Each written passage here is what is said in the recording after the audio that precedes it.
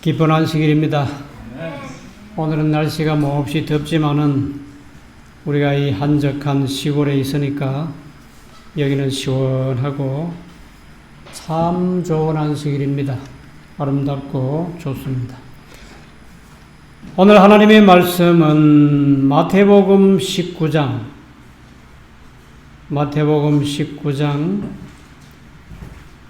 16절과 17절 말씀 제가 읽겠습니다. 마태복음 19장 16절입니다.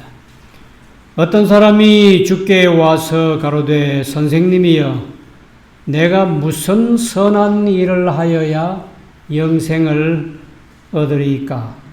17절 예수께서 가라사대 어찌하여 선한 일을 내게 묻느냐? 선한 이는 오직 한 분이시니라.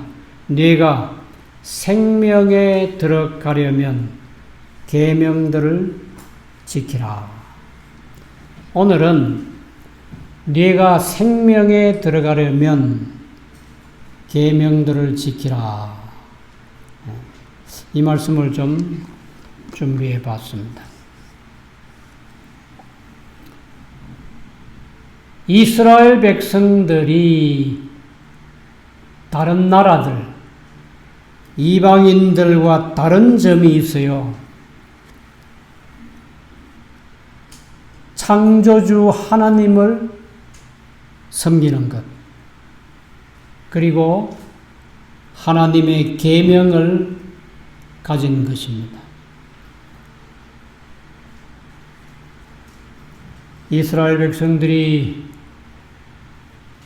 적어도 200년 이상 애굽에서 종살이를 했지요. 모세가 와서 애굽의 속박에서 벗어나게 했습니다. 이스라엘은 이제 한 나라, 한 국가로서 새로운 역사가 시작되었지요. 출애굽 후에 아마 1년이 안 돼서 모세가 하나님께 나아가서 시내산인데 계명을 받아서 가지고 내려옵니다. 모세가 10계명을 받을 때 말씀을 보면 참 엄숙하고 두렵고 정말 장엄한 광경이 펼쳐졌어요. 사람도 짐승도 산 가까이에 가지 않아야 되고 모든 이스라엘 백성들이 옷을 빨고 3일을 예비해야 했습니다. 부조와 선지자 304쪽에 보시면 마음을 겸비하게 하고 금식하고 기도했다고 그랬습니다. 출애굽기 19장 16절에 제3일 아침에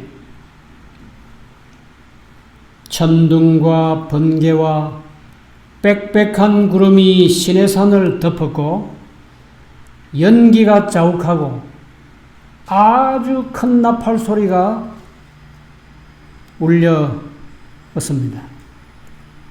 여호와께서 불 가운데 강림하심이라. 얼마나 놀라운 광경입니까? 천둥, 번개, 나팔 소리, 그리고 불 가운데 여호와께서 강림하셨습니다. 10계명은 단순한 계명이지만은 이것은 정말 중요한 법이고 이 세상에 있는 모든 법 위에 법이 10계명입니다. 사실 모든 세상의 법들이 10계명에서 나왔다고 볼 수 있어요. 첫째가 뭡니까? 나 외에 다른 신을 내게 있게 말지니라. 이 첫 번째. 두 번째는 너를 위하여 새긴 우상을 만들지 말라고 그랬어요. 하늘에 있는 형상이든지 땅에 있는 혹은 땅 아래 물속에 있는 어떤 형상이든지 만들어서 거기에 절하고 경배하고 섬기지 말라고 했어요. 세 번째는 여호와 하나님의 이름을 망령되이 일컫지 말라고, 함부로 부르고 함부로 사용하고 하지 말라고. 하나님은 거룩하신 분이고 아주 주의하고 경외하는 마음으로 불러야 합니다. 네 번째는 안식일을 기억하여 거룩하게 지키라. 십계명 가운데 넷째 계명 속에 하나님의 인이 들어 있습니다. 에스겔서 20장 20절입니까? 이것은 너와 나 사이의 표징이 된다고 했어요. 하나님의 백성인지 아닌지 이것으로 알게 됩니다. 첫 번째부터 네 번째까지는 사람이 하나님을 경외하는 계명입니다. 다섯 번째는 부모를 공경하라. 여섯 번째는 살인하지 말라. 일곱 번째는 간음하지 말라. 여덟 번째는 도둑질하지 말라. 아홉 번째는 내 이웃에 대하여 거짓 증거하지 말지니라. 열 번째는 탐내지 말지니라 그랬는데, 이웃에 있는 집이나 이웃에 있는 아내나 아들이나 딸이나 남녀 종이나 무릇 이웃이 가지고 있는 모든 소유물에 대해서 탐내지 말라고 그랬어요. 출애굽기 34장 29절에 모세가 이 십계명의 두 돌비를 가지고 산에서 내려왔을 때에 모세의 얼굴에는 광채가 났습니다. 사람들이 모세의 얼굴을 보기가 두려웠어요. 사람의 얼굴에서 빛이 번쩍번쩍 나면은 그게 보통 일이 아니죠. 얼마나 신기하겠어요. 그래서 사람들이 모세 보기를 두려워하니까 모세가 수건으로 얼굴을 가리웠다 그랬습니다. 하나님께서 왜 십계명을 이스라엘 백성들에게 주셨을까? 부조와 선지자 314쪽에 보시면 거기에 자세한 말씀이 기록되어 있는데, 왜 하나님께서 십계명을 이스라엘 백성들에게 주셨는가? 요약하면 이렇습니다. 첫째는 노예 민족을, 애굽에서 200년 이상 종살이하던 노예 민족을 만왕의 왕의 특별한 아주 보배로운 백성이 되어서 모든 민족 위에 뛰어나게 해주시려고 십계명을 주셨다고 했습니다. 두 번째는 이 신성한 임무를 위해서 이스라엘 백성들을 세상에서 분리시켰다고 했어요. 세 번째, 그들을 율법의 수호자로 삼으셨다고 했습니다. 율법을 가지고 지키는 자로, 이 세상에서 하나님의 법을 유일하게 지키는 백성이 되게 율법의 수호자로 삼으셨고, 네 번째, 하나님께 대한 지식을 보존시키기 위해서 주신 겁니다. 세상 사람들은 하나님에 대해서 잘 모르지요. 아브라함의 후손인 이스라엘 백성들은 일찍부터 하나님이 누구신지, 어떤 분이신지 압니다. 그래서 십계명을 주신 목적 가운데 하나도 하나님께 대한 지식을 보존하기 위해서. 다섯 번째, 하나님을 아는 빛, 이 빛을 흑암에 쌓인 세상에 비추어서 우상 숭배에서 돌이켜서 하나님을 섬기게 하도록 하기 위해서 이 십계명을 주셨습니다. 그 다음 이스라엘 백성들이 이 맡겨진 임무에 충실할 때 이 세상에서요 강대국이 될 것이라고 했어요. 하나님을 섬기기 때문에, 하나님의 말씀에 순종하기 때문에 이 세상의 어떤 민족들보다도 더 지혜롭고 지식이 많고 그리고 거룩하고 경건하고 아주 도덕적이고 나아가서 물질적으로도 아주 잘 사는 세계에서 강대국이 되도록 하기 위해서 이 계명을 주셨습니다. 그리고 마지막으로 참 하나님을 예배하는 것이, 천지 만물을 지으신 참 하나님을 경배하는 것이 이 세상에 있는 어떤 우상 숭배하는 것보다 훨씬 더 우수하다고 하는 것을 보여주기 위해서 십계명을 주셨다고 했습니다. 다윗과 솔로몬이 이스라엘의 왕이 되어서 다스리던 그때에는 정말 이스라엘이 세계에서 최강국이고 최고로 부유하게 잘 산 아주 태평 시절을 누렸어요. 금과 은이 길거리에 돌처럼 흔했다고 그랬잖아요. 이스라엘 백성들이 마음을 다하고 뜻을 다하고 목숨을 다하고 힘을 다해서 여호와 하나님을 경배했을 때 부족한 것이 없었습니다.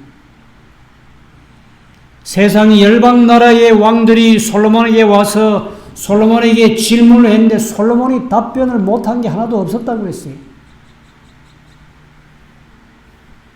하나님을 섬기는 것이 세상 사람들이 우상을 숭배하는 것보다 훨씬 더 우수하다고 하는 것이 성경 역사에 증명이 됐잖아요.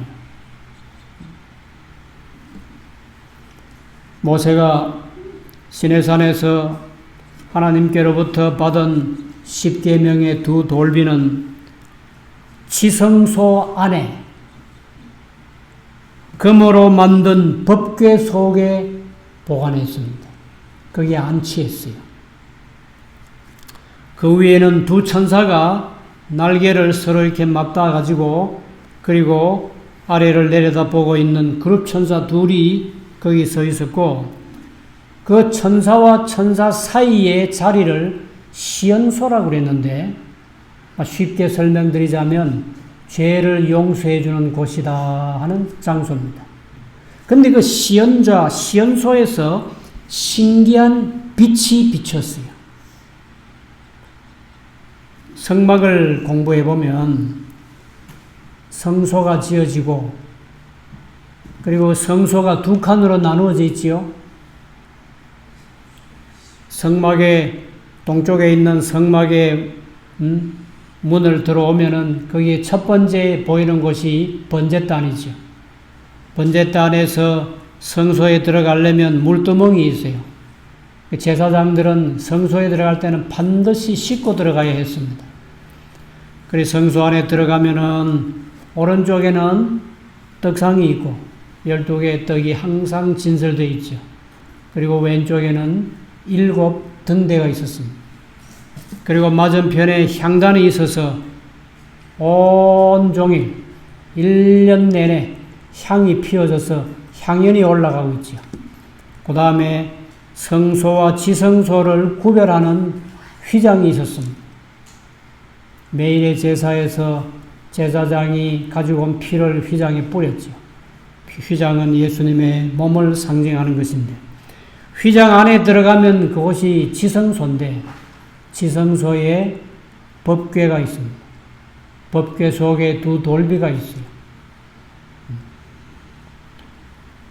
성소에는 7 금등대가 있어서 빛이 비쳤지만은 지성소 안에는 다른 등잔이 없었어요.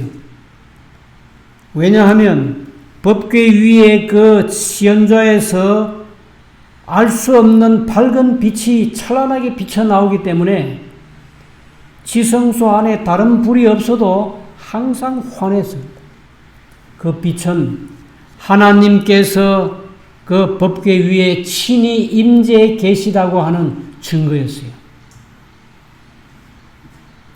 그래서 지성소에는 대제사장 외에, 모세 외에 다른 사람들이 절대로 드나들 수 없는 하나님께서 친히 임재해 계신 곳이었습니다. 광야 생활은 40년 계속됐지요. 이스라엘 백성들이 범죄하고 하나님을 정말 잘 섬기지 못해가지고 일주일이나 열흘이면 갈 수 있었던 거리를 40년 동안 광야 생활했습니다. 광야 생활이 끝난 다음에 제사장들이 법궤를 메고 요단강에 들어섰을 때 요단 강물이 멈추었습니다. 이 세상 역사에서요, 이와 같은 인간의 언어로, 필설로 설명할 수 없는 기적들이 이스라엘 역사에 아주 가득합니다. 법궤를 메고 요단강에 들어섰을 때에 멀리서 적어도 한 50리 밖에서 물이 멈춰서 이스라엘 백성들 한 200만 명이나 되는 그 많은 사람들이 건너갈 수 있도록 물이 온종일 멈춰 서 있었어요. 얼마나 놀라운 일입니까? 그래서 이스라엘 백성들이 가나안 땅에 들어가게 되었습니다. 가나안 땅에 들어가서 첫 번째 전쟁이 여리고 성을 정복하는 것인데, 법궤를 맨 제사장들이 법궤를 메고 하루 한 번씩 돌고 오다가 7번째 날에는 7바퀴를 돌았어요. 그리고 나팔을 불었을 때 그 견고한 여리고 성읍이 그대로 무너졌어요. 이스라엘 백성들이 공성태를 가지고 성벽을 무너뜨린 게 아니고, 인위적인 힘으로 의해서 어떻게 성벽을 무너지게 한 것이 아니고, 하나님의 법궤를 따라서 이스라엘 군인들이 7바퀴를 돌고 나팔을 불고 함성을 질렀을 때 그 성벽이 다 무너져 내려앉았어요. 이와 같은 놀라운 역사가 이스라엘 백성들의 이 행적이 성경에 아주 자세하게 기록되어 있습니다. 자, 그런데 사사시대가 끝날 무렵에 아마 한 가나안 땅에 들어간 지 350년쯤 되는 것 같아요. 대략. 법궤를 블레셋 사람들에게 빼앗긴 적이 있어요. 7개월 동안 빼앗겼습니다.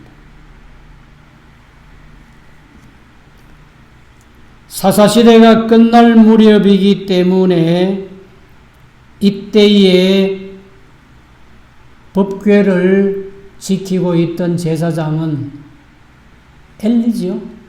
엘리였어요. 엘리가 40년 이상 제사장, 대제사장으로 그 성막을 지키고 있었는데, 블레셋과 전쟁에서 자꾸 패하니까 법궤를 가지고 가면 이길 것 같았어요. 그래서 법궤를 메고 나갔는데 이기기는커녕 그 법궤, 중요한 10계명이 들어있는 그 법궤를 이방인 블레셋에게 뺏겨버렸어요.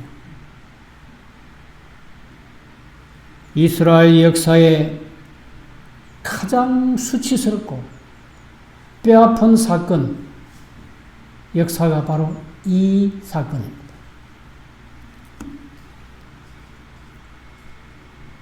여기서 우리가 아주 중요한 교훈을 좀 배워야 됩니다. 법궤를 지키지 못했던 제사장과 그 두 아들들과 그리고 그 며느리가 4명이 그날 다 죽었어요. 참 얼마나 가슴 아픈 일인지 모르겠어요.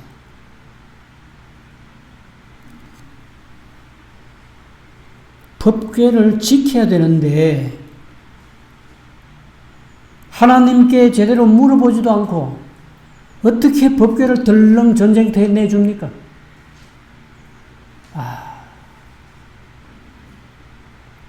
법궤를 지키지 못하면 죽는다고 하는 아주 확실하고 분명하고 두렵고 무서운 진리를 마음속에 간직하시기 바랍니다.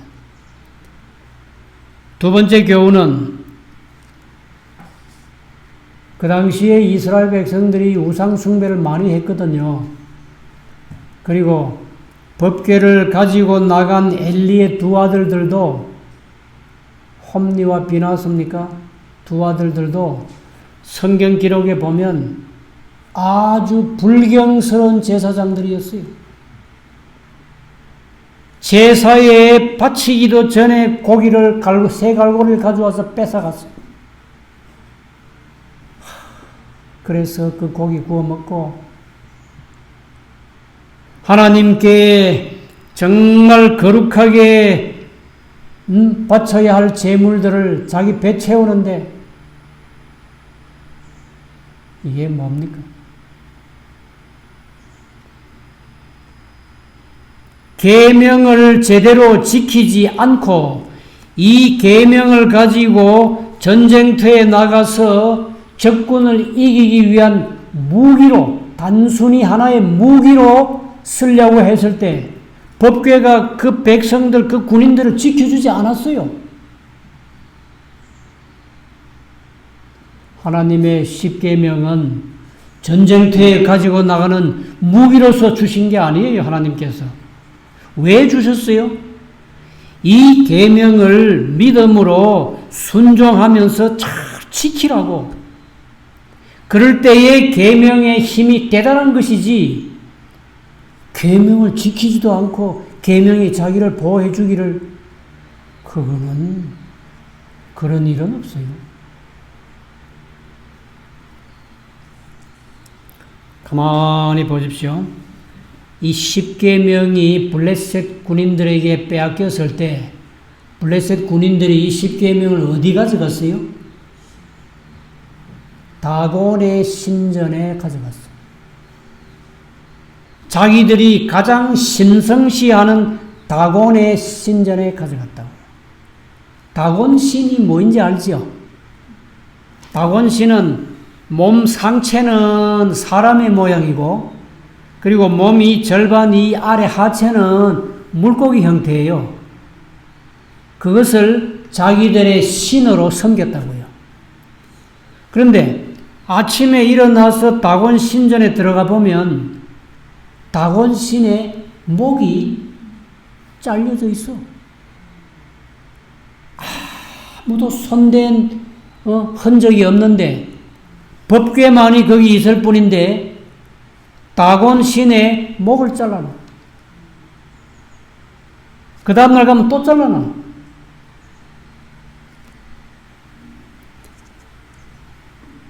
법궤가 하나님을 잘 모르던 블레셋 사람들을 해친 적은 없어요. 그러나 확실한 것은 블레셋 사람들이 섬기던 우상, 다곤 신의 목은 여러 번 잘라놨어요.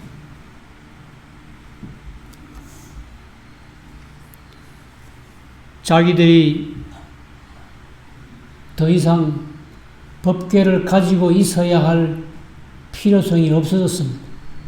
자꾸 자기 신들을 해치니까. 그 다음에 좀 있으니까 모든 블레셋 사람들에게 재앙이 내리고 독종이 블레셋 사람들의 몸에 이런 주먹 같은 종기, 독종이 생겨서 모든 백성들이 아파 죽을 지경이에요. 그래서 환난과 독종과 재앙을 견디지 못한 블레셋 사람들이 자발적으로 이 법궤는 우리나라에 있어서는 안 된다. 좀 더 있으면 우리나라 사람들 다 독종으로 재앙으로 환난으로 죽을 것 같다. 돌려보내자. 그래서 이스라엘로 돌아옵니다. 돌아와서 첫 번째 왔던 장소가 벳세메스라고 하는 장소예요. 7개월 만에 법궤가 돌아왔다 하니까 이스라엘 사람들이 수만 명이 몰려왔습니다. 그 사람들이 법궤 뚜껑을 열었어요. 그러면 어떻게 돼요? 다 죽었어요. 다 죽었다. 7만 명 이상이 죽었다고 그랬죠. 엄청난 숫자가 7만이 아니고 5만 70명. 5만 70명이 죽었습니다. 그 후에 웃사라고 하는 사람이 법궤에 손을 댔다가 그 자리에서 죽은 기록도 있습니다.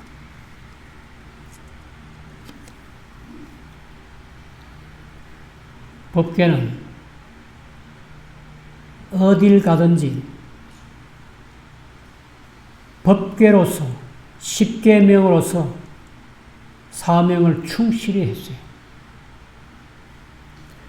이스라엘 백성들은 법궤를 그렇게 함부로 열고 보면 안 된다고 하는 것을 알고 있었으면서도 경솔하게 열고 봤을 때 여지없이 하나님의 징계가 따랐습니다.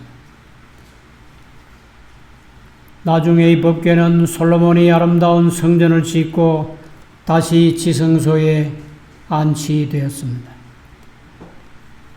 법궤가 제자리에 돌아오고 그리고 나라를 다스리는 왕과 임금이 하나님의 법을 아주 존경하고 경외하고 그 법대로 순종하고 살았을 때 온 나라가 부강하고 거룩하고 모든 이웃 나라들에게 모범이 될 만큼 정말 그들은 평화롭게 잘 살았습니다.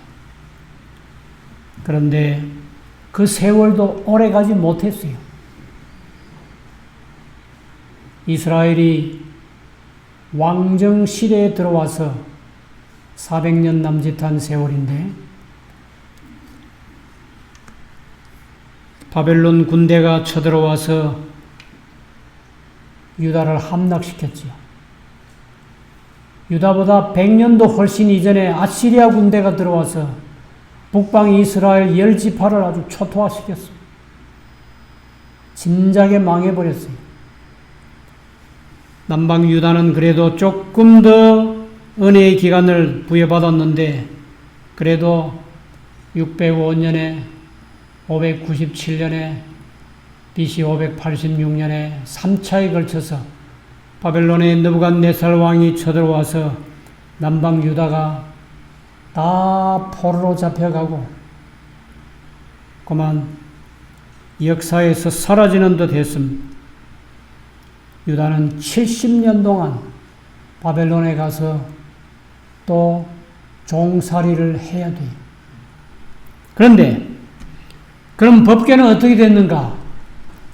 바벨론 군대가 쳐들어올 그 무렵에 여기 선지자 왕 453쪽에 보시면 바벨론 군대가 쳐들어오기 바로 전에 법궤는 깜짝같이 사라졌는데 예루살렘에 있던 의인들이 법궤를 동굴 속에 감추었다. 법궤를 몰래 예레미야가 있던 그 시절인데 예레미야도 거기 가담했는지 모르겠어요. 혹은 예레미야의 어떤 지시에 의해서 의인들 몇 사람, 의인들이라는 게 제사장들입니다. 경건한 제사장들이에요. 왜냐하면 다른 사람들은 법궤에 손을 못 대요. 그래서 그들이 몰래 지성소에 들어가서 법궤를 꺼내가지고 유다 땅에 있는 어떤 굴 속에 감추었어요. 이것은 감추어진 일에 결코 침해를 당하지 않았다. 지금까지 어디에 어느 동굴 속에 숨어 있는지 모릅니다. 아무도 그 법궤를 해친 사람이 없어요. 여기저기서 법궤 봤다, 법궤 있는 동굴 안다 해도 그거 다 낭설이고, 아직까지 법궤가 사람들에게 밝혀지지 않았습니다. 그런데 우리 예언의 보면 예수님이 오시기 직전에 이 두 돌비가 다시 나타난다고 그랬어요. 이 세상 사람들을 심판하는 심판의 표준으로서 이 십계명은 다시 나타날 겁니다. 예수님께서 이 세상에 오셔서 이렇게 말씀하십니다. 마태복음 5장 17절에 내가 율법이나 선지자나 폐하러 온 줄로 생각지 말라.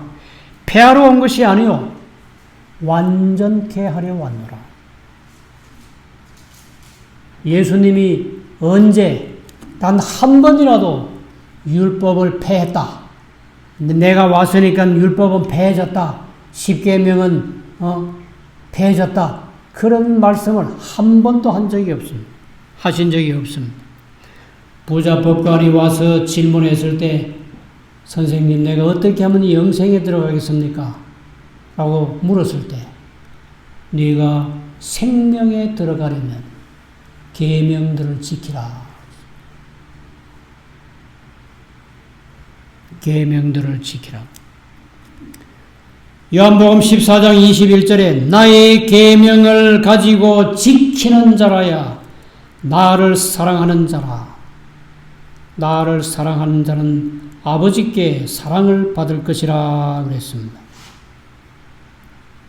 계명은 예수님 말씀은 그래요. 나의 계명은 가지고만 있어서도 안 되고 가지고 지키라. 나 외에 다른 신을 내게 있게 말지니라. 그 말씀을 지켜야 돼요. 살인하지 말라, 간음하지 말라, 도둑질하지 말라. 그 말씀대로 지켜야 돼요. 순종해야 합니다. 로마서 3장 31절에 사도 바울이 믿음으로 율법을 폐하는요? 예수님을 믿고 하나님을 믿으면 율법은 필요 없나? 폐해도 되나? 그 다음 말씀. 그럴 수 없느니라. 도리어 율법을 굳게 세우느니라. 정언의 말씀 몇 구절 인용하고 마치겠는데요.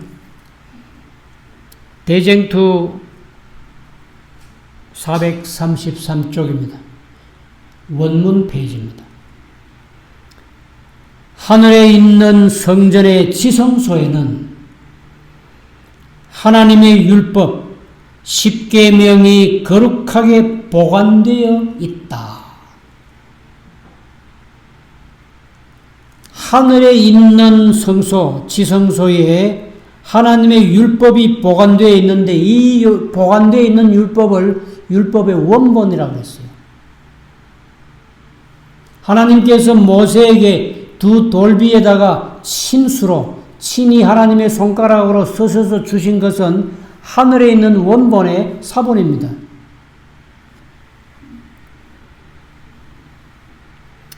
FE, 그 faith and work라고 하는 그 믿음과 행함이라고 하는 예언의 신이 있어요. 120쪽에 보시면 계명을 지키는 것이 곧 성화이다.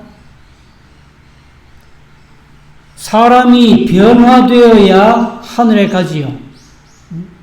세상에 있는 그대로의 모습, 탐내고 도둑질하고 무슨 어떤 그런 어떤 세속적인 마음과 정신 가지고 하늘에 못 가요. 예수님이 니고데모에게 분명히 네가 거듭나야 하나님 나라에 들어간다고 그랬죠. 거듭나다, 성화되다, 변화되다 하는 그 성화가 하나님의 계명을 지키는 것입니다.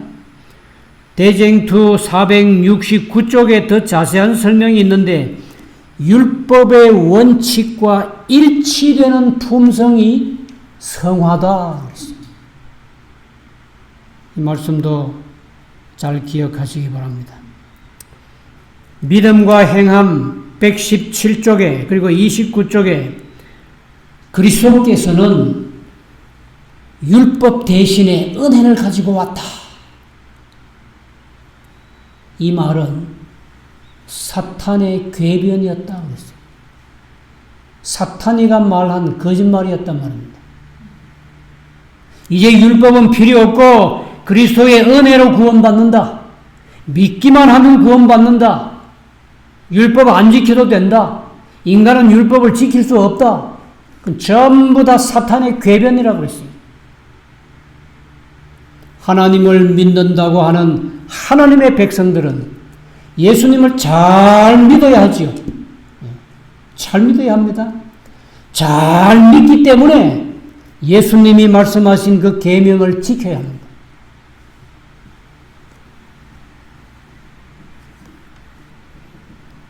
대쟁투 503쪽에 예수님께서 이 세상에 오신 목적 3가지를 기록했어요. 예수님이 왜 이 세상에 오셨는가? 첫째는 구속의 경륜을 완성시키기 위해서 오셨다고 했습니다. 인류의 구속을 완성시키시기 위해서 이 세상에 오셨습니다. 다른 말로 쉽게 말하면 죄인을 구원하기 위해서 이 세상에 오셨어요.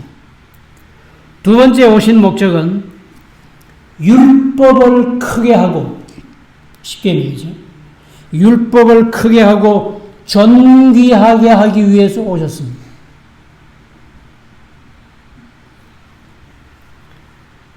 세 번째 오신 목적은 이렇게 기록했어요. 하나님의 율법은 변경될 수 없음을 입증하기 위해서 오셨다고 그랬어요.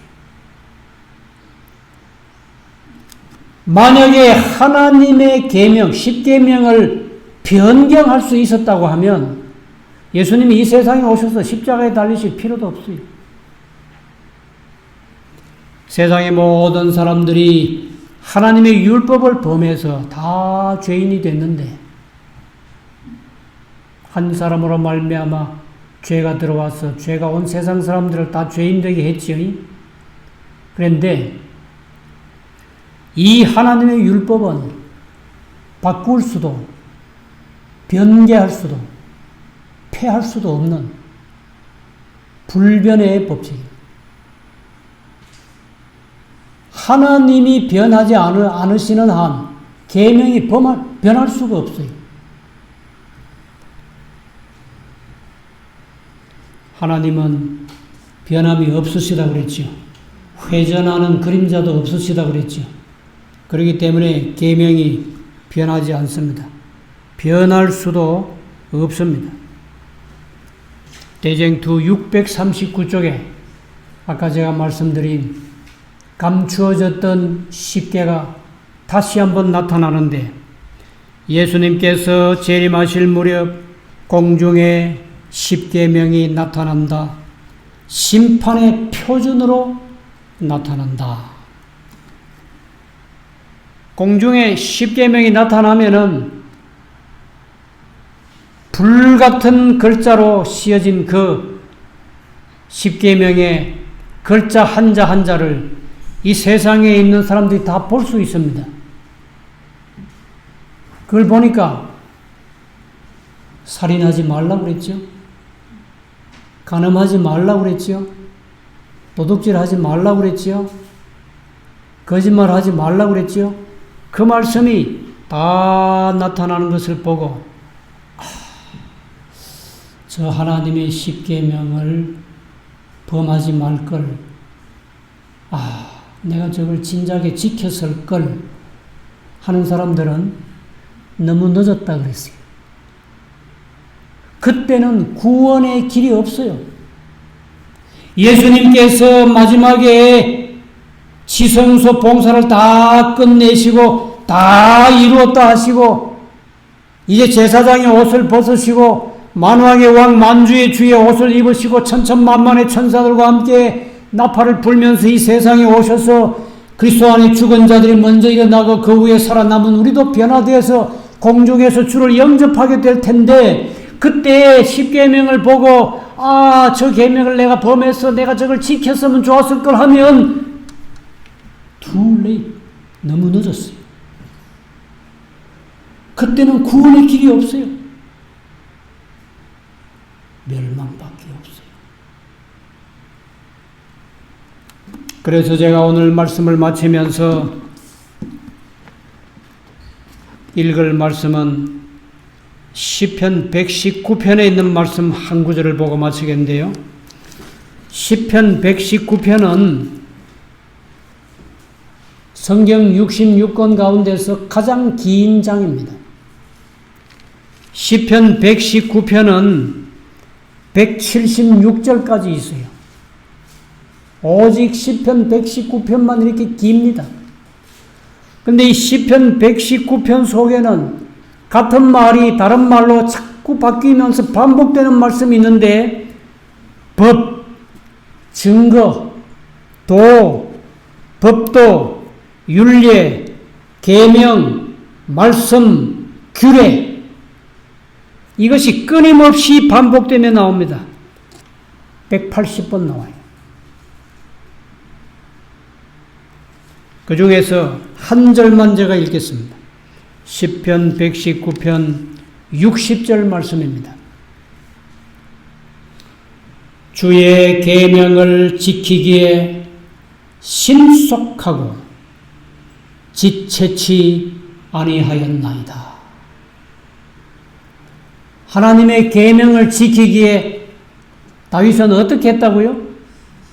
신속했다. 하나님의 계명을 지키는 일에 절대 주저하고 망설이고 느릿느릿하게 오늘 내일로 미루고 내일은 모레로 미루고 이렇게 하지 않고 다윗은 내가 주의 계명을 지키기에 신속하고 지체하지 아니하였나이다. 모든 하나님을 믿는 하나님의 백성들은 이와 같은 태도로 하나님의 계명을 지키고 순종하며 살아가시길 바랍니다. 하나님의 계명입니다. 사람의 계명이 아니에요. 천지 만물을 지으신 하나님께서 우리 사람에게 주시고 이 계명과 율례와 법도를 지키고 순종하는 자는 천대까지 복을 받는다고 그랬어요. 나가도 복을 받고 들어와도 복을 받고 떡반죽 그릇에도 복을 받고 만가지 복을 다 받을 거예요. 이런 축복의 십계명, 계명을 신속하게 지키고 지금부터 하나님의 축복이 넘치는 생애가 되시기를 간절히 바랍니다. 영생에 들어가려면 계명을 지키라. 네가 생명에 들어가려면 계명을 지키라 했으니까 자 우리 하늘 노래 하나 부릅시다. 406장 천국에서 만나자 하는 노래입니다. 세상에 사는 동안 하나님의 계명을 잘 지키시고 그리고 영생에 들어가고 생명에 들어가고 천국에서 만나시게 되길 바랍니다.